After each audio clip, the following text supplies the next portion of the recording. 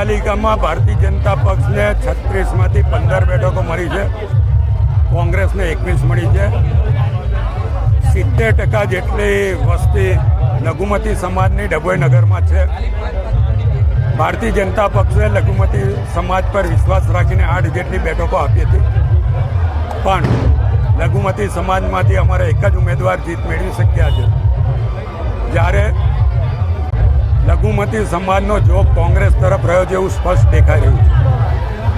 જ્યારે ડભોઈ તાલુકામાં તાલુકા પંચાયતની 20 બેઠકો છે, એમાંથી 17 બેઠક પર ભારતીય જનતા પક્ષનો વિજય થયો છે, ફક્ત 3 બેઠક પર કોંગ્રેસ પક્ષનો વિજય થયો છે, અને જિલ્લા પંચાયતની 4 બેઠકો ભારતીય જનતા પક્ષનો વિજય થયો છે. ત્યારે ડભોઈ તાલુકાના તમામ મતદારોનો દિલથી આભાર.